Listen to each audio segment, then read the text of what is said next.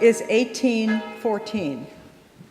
With the War of 1812 still raging, President James Madison has fled Washington after the British burned the White House, but the tide is turning.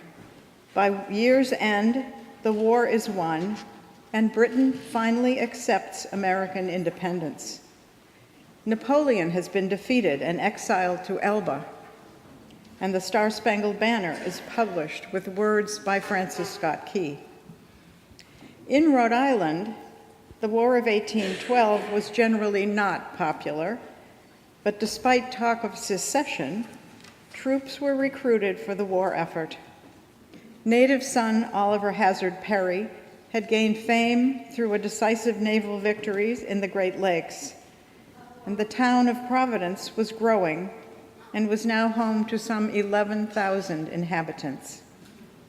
And in June of 1814, the handsome, twin-towered wooden meeting house that had stood on this site for 20 years was burned to the ground when an arsonist set lighted candles in one of the columns on the west face. The minister, the Reverend Henry Eads, later reflected on the terrible fire in the fervent style of the times. Although the materials of our former holy and beautiful house were of a combustible kind, no idea was more remote to our minds than the possibility of destruction by fire.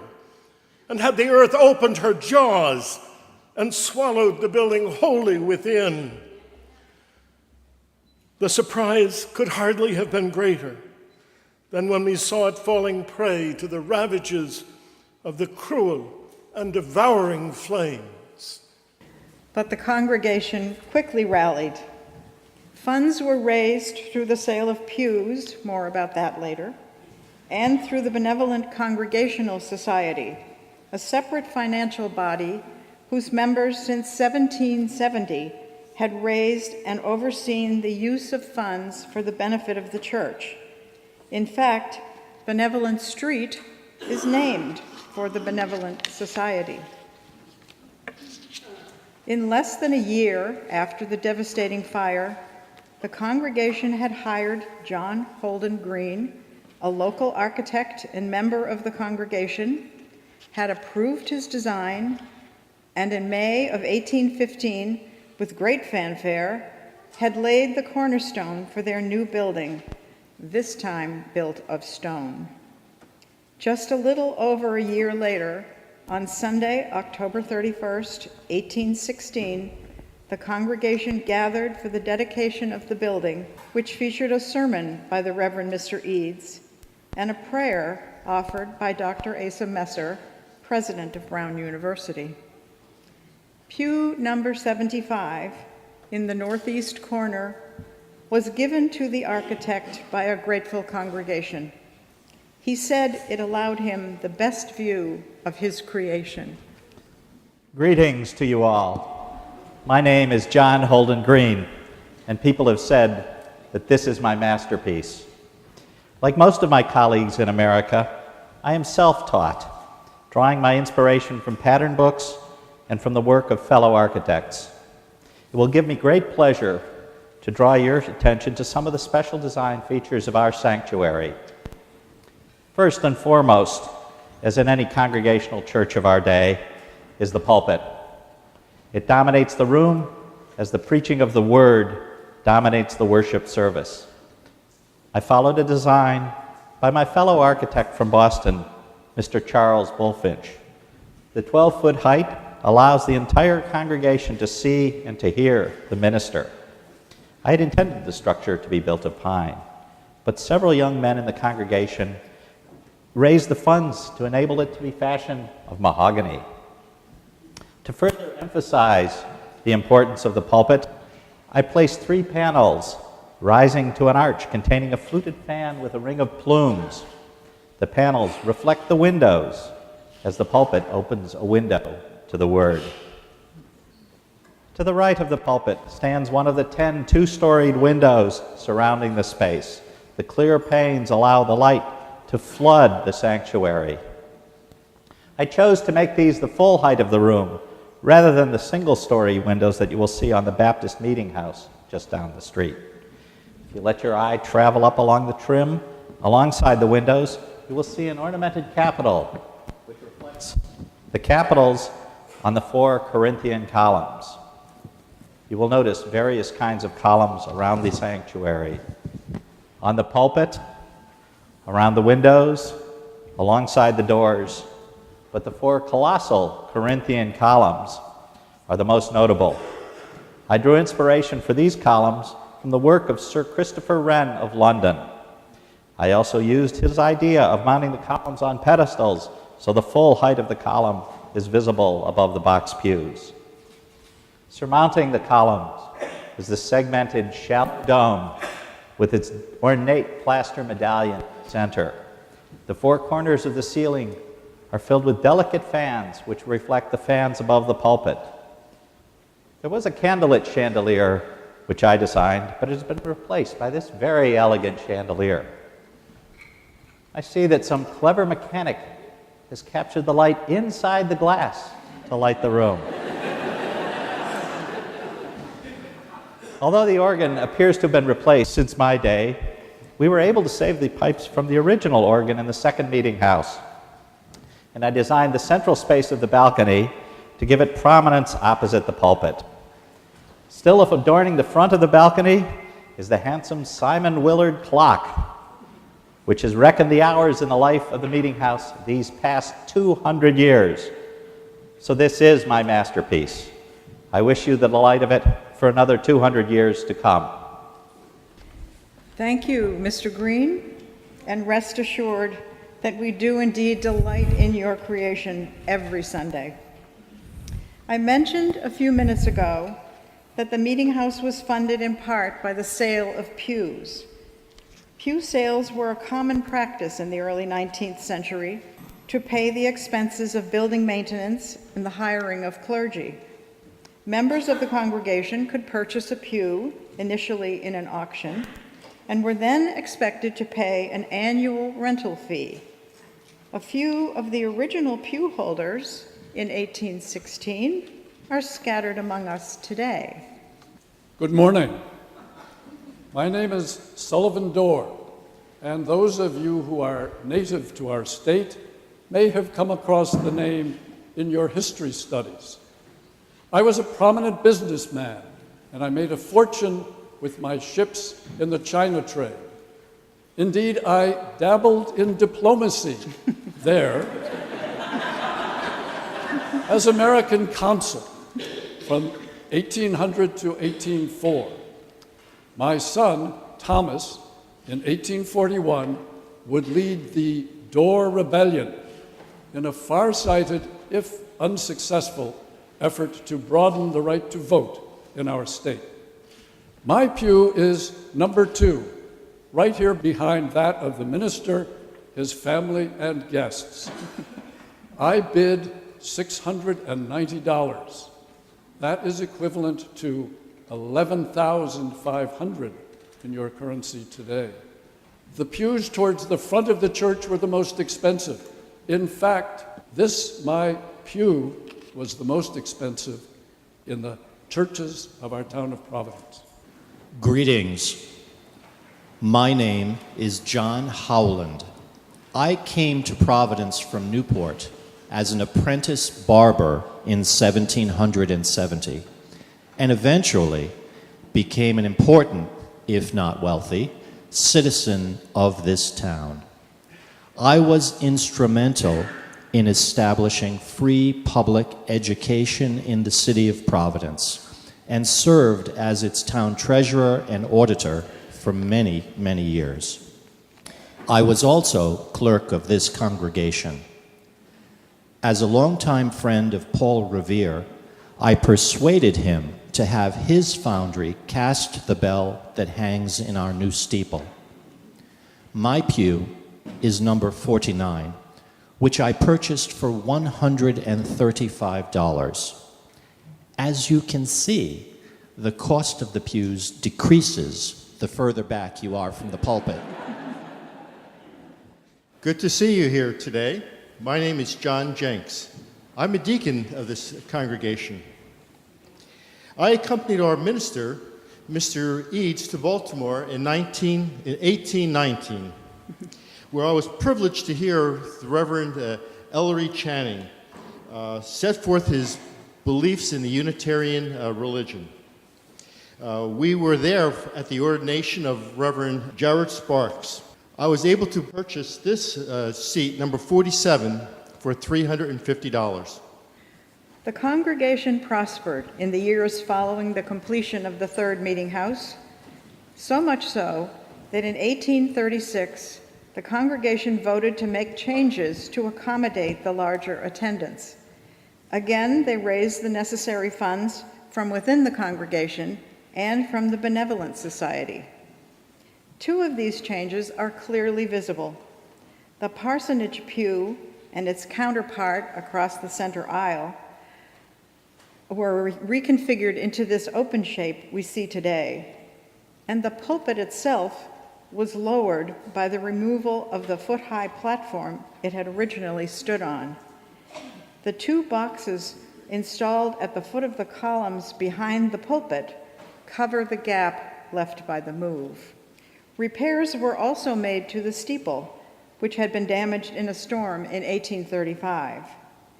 In the process, the steeple was lowered by 11 feet to its current height of 189 feet, 1 inch.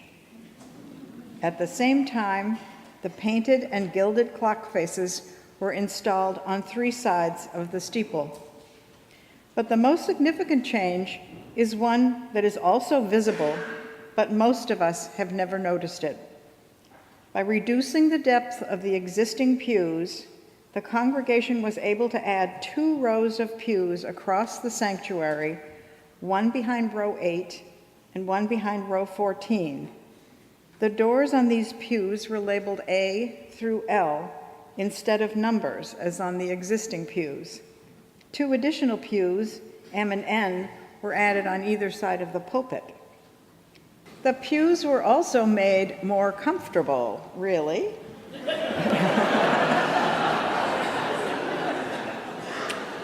By slightly slanting the backs and adding seat cushions. But not everyone was pleased. My name is Albert G. Green. I am son of John Holden Green. This meeting house was perfect the way my father designed it, and the change to the pulpit is the work of vandals. Well, every church has a curmudgeon or two. We have another visitor among us today who was witness to changes in the 1860s that dramatically altered the appearance of our sanctuary. Greetings to you all. My name is Joseph Eat. I was 34 years old, married to my second wife, Julia Lippert, when we purchased pew number 92 for $250. That's $4,500. I was a prosperous dry goods merchant at 25 Westminster Street, where I watched the Hanson Arcade building in 1828. I remained a member of this congregation until my death in 1878 at the age of 95, when I was laid to rest in our burial ground in the Swan Point Cemetery. My friends, I look around me in amazement. This is the elegant sanctuary that I knew for 50 years. Yet the last time I laid eyes on this meeting house, it had undergone a number of significant changes to Mr. Green's original design, far more than those which so upset his son. It was 1863, and I was in my 80s and far too old for drastic changes when the congregation made a number of improvements to the sanctuary. Queen Victoria was on the throne in England, and great changes in decorative taste were sweeping the world, capturing the imagination of the populace and our congregation. So, to reflect the fashion of the times, the clear panes of glass in these soaring windows were all removed and replaced with diamond-shaped colored glass set in lead. And there's more. As reported by the Providence Journal in 1864, the walls, the dome, the woodwork were all repainted in a combination of tints comprising more than 100 shades, etched in gold. There, behind the pulpit, an elaborate multicolored cross was painted. Now, other changes were more practical and more welcome. In place of the central chandelier with its wax-dripping candles, a circle of gas jets was installed around the rim of the dome, greatly improving illumination during the services. Now you could read the words in the hymnal. Alongside the streets outside, great slabs of blue slate were laid, so no more muddy dresses on the ladies and no more muddy shoes. Are they still there, those stone sidewalks? A most definite improvement. In honor of the brave men and boys from our congregation who served in the Civil War to preserve the Union, placed in the southwest corner, I see it is still there. Sarah, the young girl, on that day when the train left from the railroad station with those men, many never to return. She was to recall those days in later years. Let's see now. My first memory is of the Sunday before the 1st Regiment left for the front in 1861, when so many of our boys came with their parents for the last service. The blue coats and brass buttons of the uniforms fascinated the children not yet old enough to realize the sadness. Dr. Hall in the pulpit, solemn and earnest, shared the feelings of his people. His son was among the soldiers. The church was one in loyalty and devotion to the country. Dr. Hall's son survived, but so many did not return. It is a fitting memorial. Good people, I bear witness to the significant changes to this meeting house during my lifetime, but I am delighted to see that at some point our sanctuary was returned to its simple beauty. The light flowing into this amazing space is wonderful, such a marvel. I love this building. I love this building and all the precious memories it holds for me. So may it be with you. Many of the changes in the 1860s that Joseph Sweet described were undone for the 1916 centennial year of the Meeting House. By then, the Victorian style had fallen out of fashion, and the congregation elected to return the interior to something like its original appearance. The considerable funds needed were raised within the congregation. The centennial restoration included installing panes of slightly tinted clear glass in the windows that we see today. The multicolored paint scheme was replaced with complementary shades of gray, and the cross was removed from above the pulpit.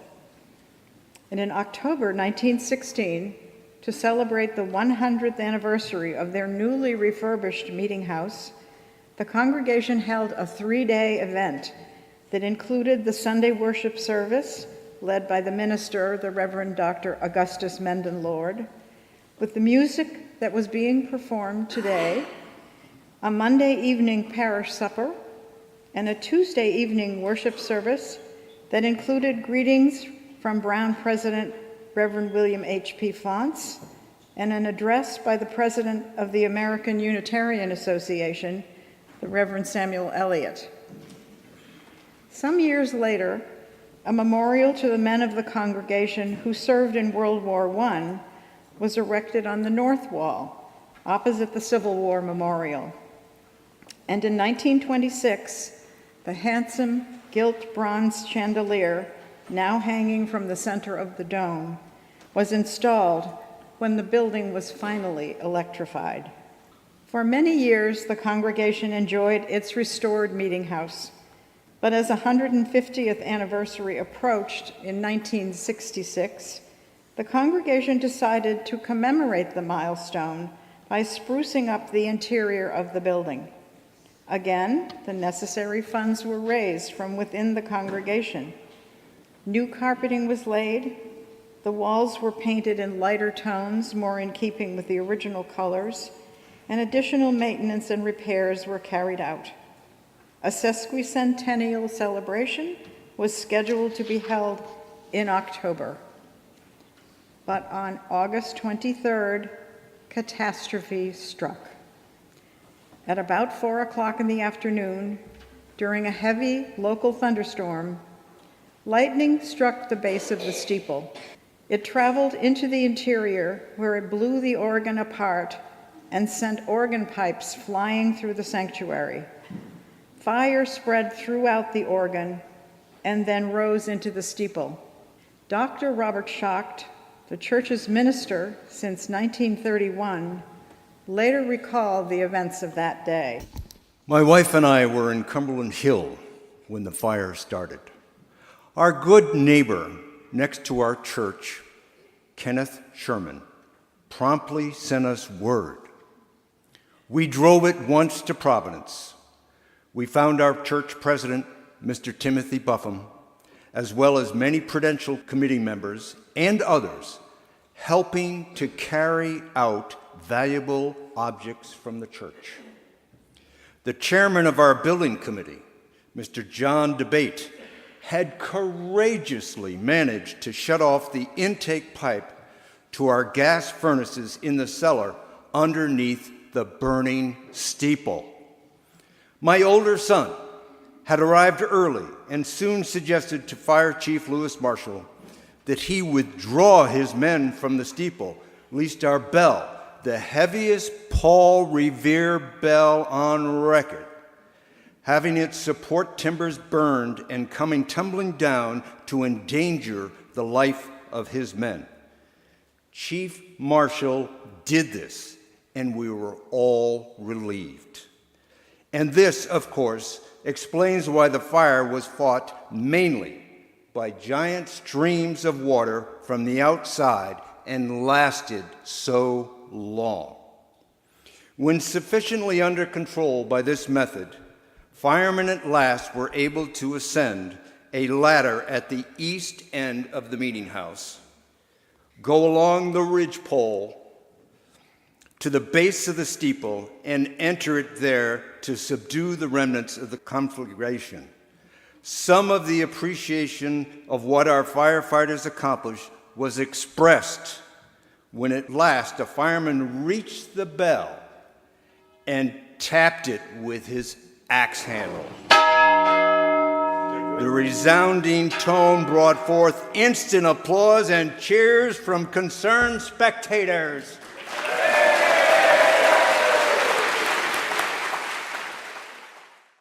Happily, while the massive beams supporting the steeple and the bell were scorched, they did not burn. However, the flames, excessive heat, and floods of water from the fire hoses caused heavy damage to the interior of the meeting house. Only this eastern end, where the pulpit stands, was spared. Although Dr. Schacht had been looking forward to retirement, he threw himself into the work of restoring the meeting house, and I think several people among us today were part of that effort. The decision to do a complete restoration of the damaged sanctuary, rather than merely repair it, was made after a very short debate. Of course, this was the more expensive route to take, but in light of the church's designation as part of a National Historic Monument, there was little resistance.